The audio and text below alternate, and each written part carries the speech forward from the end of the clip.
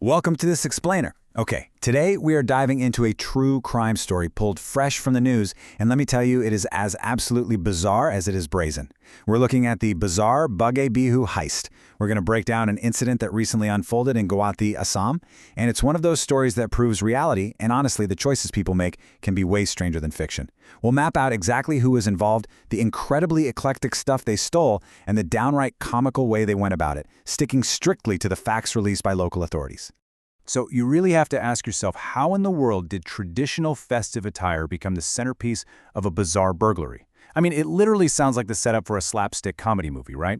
But I promise you, every single detail we're about to cover is pulled straight from official police reports. We're going to look at how a beautiful, deeply respected celebration of local culture was completely hijacked by a few people for a very different kind of operation, and how they somehow thought tradition would make the ultimate camouflage. All right, let's set the scene with part one, the Spring Festival backdrop.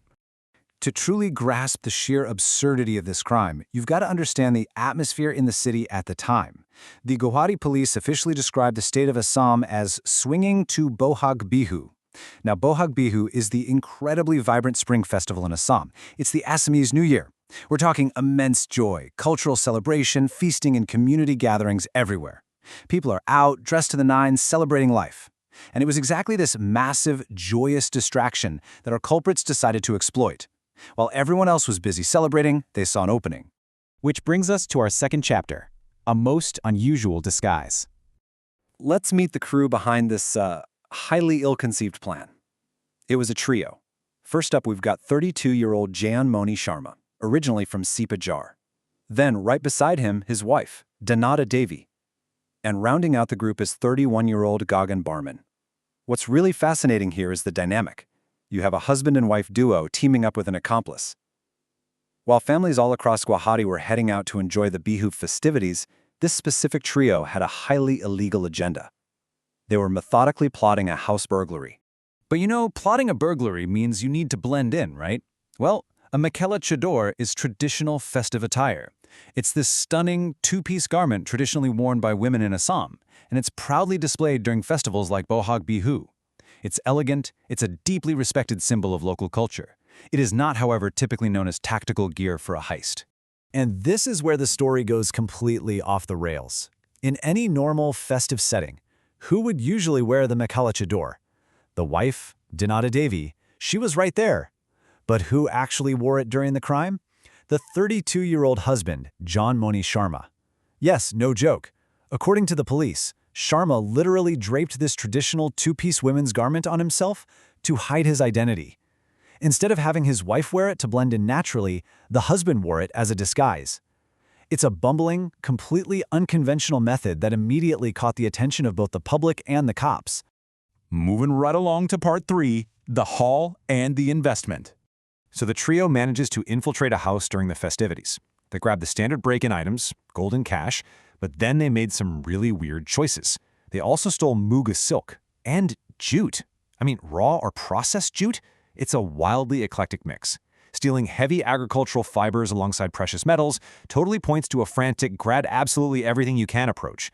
They weren't just looking for quick cash, they were literally hauling away textiles and raw materials. Actually, let's pause a second to talk about that Muga silk because this is important. It is often referred to by police and locals as Assam's pride.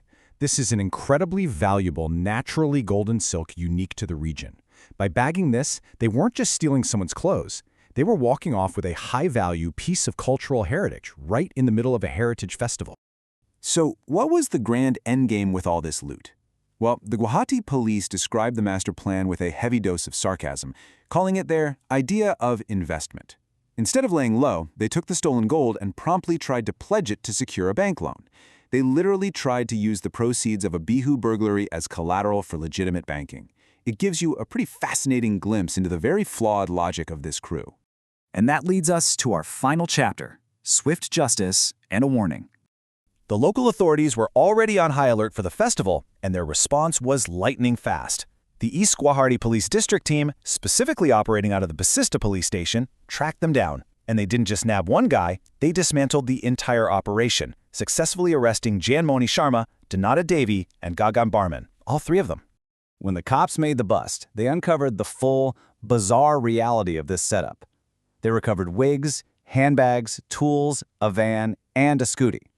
So this wasn't just a spontaneous crime of opportunity on a walk home. They had a getaway van, a secondary scooter for logistics, break-in tools, and of course wigs and handbags to really complete Sharma's strange Mechelichador disguise. It paints this vivid, almost theatrical picture of how much effort went into such a terribly executed plan. After the arrests, the Guwahati police actually felt compelled to issue a very specific and, let's face it, unique public warning. They said, "Do not misuse traditional attire for unlawful activities. It will lead to legal consequences." The authorities made it crystal clear.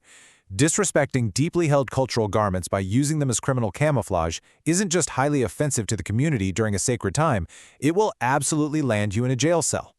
So, what happens when the celebration of culture is twisted into the ultimate disguise for a crime? Well, in this bizarre case, it led to a really swift downfall, a sarcastic public rebuke from the police, and a highly embarrassing permanent record for the thieves. It's a pretty stark reminder that even in the midst of a joyous distraction, the authorities are watching, and cultural pride is a terrible thing to hide behind. Thank you so much for joining me for this explainer. I hope this helped unpack exactly how this wild sequence of events unfolded. Keep learning, keep questioning, and I'll catch you on the next one.